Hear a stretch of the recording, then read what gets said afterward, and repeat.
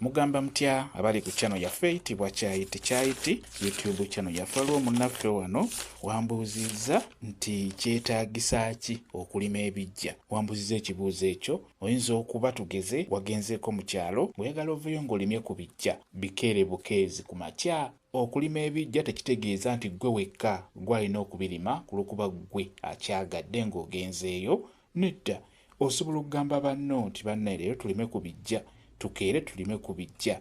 Wadde ggwe abakikulembeddemu naye ne banno ab'ewaka basobola okwegattako kuba oyinza okusanga ng'ebiggya ekyamazima nga bingi. Mulimu abalina ebiggya ebingi. Waliwo ebiggya bye nalaba sadizeeyo e Bunnamwaya bali balina ebiggya.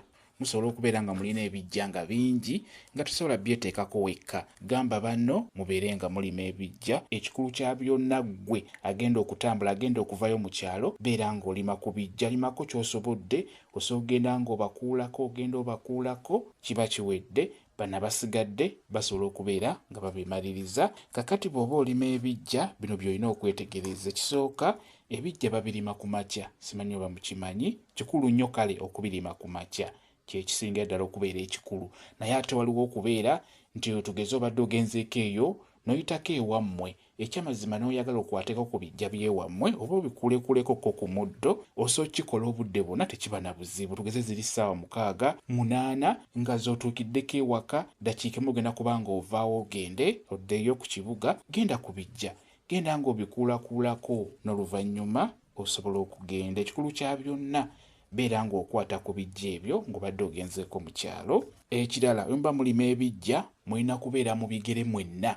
Teri gamba mbu simanyi nze ndi mukulu, nze sijja kuggyamu ngatto, obuggwa bunfumita. Nedda, bw'oba olima ebiggya mulina kubeera nga muli mu bigere mwenna. Mulina birimira mu bigere, ekyo nakyo kikulu nnyo. Ekirala, obeera osobola okulimisa enkumbi tekirina buzibu, naye mukozesa bibiri, nkumbi n'engalo. Waggulu eno osobola okukuulayo obukuuzi n'engalo mpolampola kuba jjukira buli w'oyisa enkumbi waggulu ku kijja waggulu obeera ojjako ettaka obeera olikendeeza. Kijja kutuuka ekiseera eddaala eryo labe nga likenderedde ddala nga liweereddewo ddala. N'olwekyo kikulu nnyo okubeera nga mukuulako mukuule mpolampola omuddo waggulu ku kijja. Wansi eno ne mulimawo n'enkumbi. Bwe kityo bwe kiri, kwegamba enkumbi simbi osobola ogikozesa ng'obadde olima ebiggya.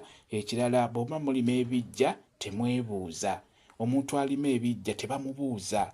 Tugeze oli ali mu kulima kijja oba alima biggya mulima, gwe n'oyimirira n'ogamba mwasuze mutya? Nedda, temuddamu, musirike busirisi. Kale muba mumuyambye mumugambe tebabuuza balima biggya. Naye ng'oli wakubuuza tomuddamu, sirika busirisi olw'ensonga si kirungi tebabuuza alima biggya. Mukitegedde byebyo. Naye ng'ekikulu kya byonna ekyamazima kambabuulire kikulu nnyo okulima ebiggya. Mulongoose ebiggya by'ewammwe, mulongoose ebiggya by'abantu bammwe. Abantu abo baba basanyufu nnyo nga mulongoosezza ebiggya ebyo. Abantu abo bakulu nnyo, abantu abaafa abo mulongoose ebiggya byabwe.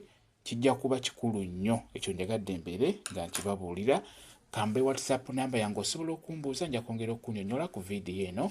WhatsApp namba yange eri 07787 emu yeeyo WhatsApp namba yange.